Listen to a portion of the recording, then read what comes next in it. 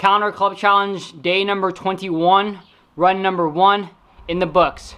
Was able to get a 14 miler in, and whew, I am tired. My knees are aching, my glutes are tight, and I'm gonna throw the map of my run up here, splits up here. The aching in my knees gets better as the run goes on, though when I stop, it aches a little more.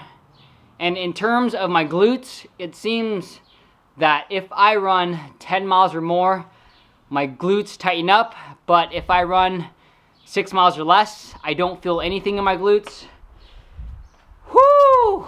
I feel tired, I am beat, and I still have 10 and a half more days to go. But this is what I signed up for. The suck is here, and I just gotta embrace it. Just gotta get over it. It's all mental. And how do I run 500 miles in a month? One step at a time. Focus on each step, and that's all I can do. Wow, what a roller coaster of emotions. Just got back from my 7-mile run, and I feel awesome.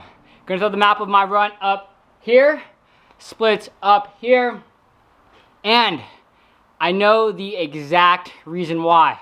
It's because I was going through Jesse Itzer's Instagram, and he's the one that inspired me to do this Calendar Club Challenge / run 500 miles in a month. And I was going through some of his old posts, and one of his posts was lessons he learned from the Calendar Club Challenge. And on one of the lessons learned, he talked about strategy. And his strategy for running the Calendar Club Challenge after day 10 was 1, to break up his runs, and 2, he did a 7-3 or 6-4 split, meaning he would run for 7 minutes and then walk for 3, or run for 6 minutes and walk for 4. And today, I was like, you know what? Why not? Let's give it a try. I'll run for 7 minutes and then I'll walk for 3. And I feel amazing. And the time is relatively the same. I was averaging 10:32 for the 7 miles, and that's on par with me just running straight all the way through. And this will be the strategy that I will be implementing moving forward. And I think it's mainly because I know that I have to run 7 minutes, but after the 7 minutes, I can chill, walk, stretch out a little bit. And because of that, when I run for 7 minutes straight, I tend to go a little bit faster, not an insane amount faster than if I were to just run all the way through, but a little bit faster, around a 9-minute mile pace. And it works. Sometimes less is more, plus the 3 minutes really gives me that recovery, and it doesn't feel that I'm exerting so much energy. And woo! I feel good. I can't wait to try this 7-3 tactic tomorrow on my first run to see how it goes.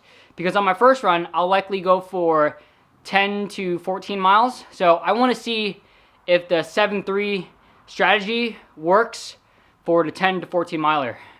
But I'm so happy right now. I feel so good. Woo! Let's go. Let's get to some questions. First question comes from CL Furlong. He asked, to you, what is a good run? For me, if I am running anything 6 miles or less, if I can hold a 7:30 to 8-minute mile pace throughout, that's a pretty decent run for me. And if I run anything 10 miles or more, if I can hold an 8:15 to an 8:30 pace throughout, that is a pretty decent run for me. Lately, I've been able to hold that 8:15 to 8:30, or at least average that for 13, 14, and even 15 miles at times. Step Up with Motto asks, has all of this running made you faster in terms of speed? So my current training program with all of the long distance running that I'm doing does not help with my speed whatsoever. If you ask me to sprint 100 meters or even 400 meters, 800 meters, or 1600 meters, which is a mile, and a mile is a sprint for me, I would not do well. I can run for really long periods of time, 6 hours, 12 hours, or even up to 24 hours.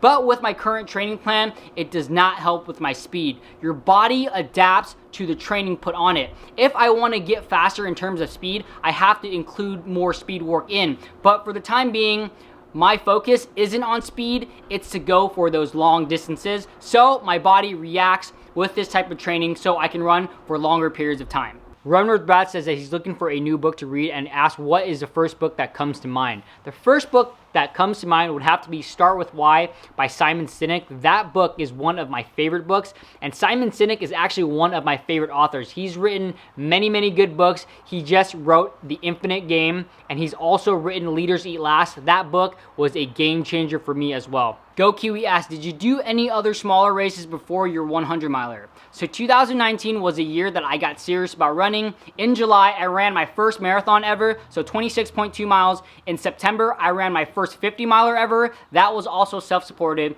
And then in December, I ran that self-supported 100 miler. I actually have Instagram story clips that I'll put right after this clip of my 50 miler. I was able to run it in 10 hours and 51 minutes. For some reason, when I look at Strava, it says 10 hours and 14 minutes moving time. Though in actuality, I'll put another screenshot of my actual time. It says 10 hours and 51 minutes. I'm officially done. 50 miles in the books. The first 33 miles were great. The next 13 sucked. I had to run, walk. And then the last 4 were terrible. I had to walk it because my legs basically wouldn't respond. But I'm finished. A little under 11 hours. Corey asks, what are your thoughts on people doing well with a neutral shoe and having 2 to 3 cushions to rotate? Honestly, I have absolutely zero idea on how the science works in terms of a neutral shoe, in terms of a 10 millimeter drop shoe, in terms of a 5 millimeter drop shoe. All I know is that each time that I get a new shoe, whether it has a 10 millimeter drop or it's neutral, that I don't get injured.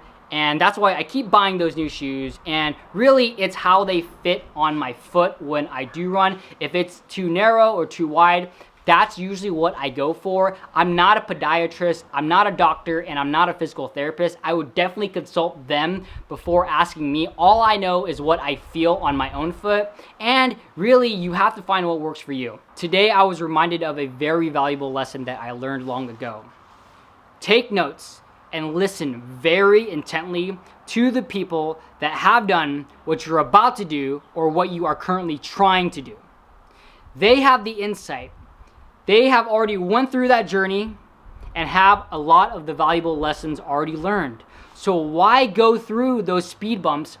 Why go through those failures when this person is giving you the roadmap?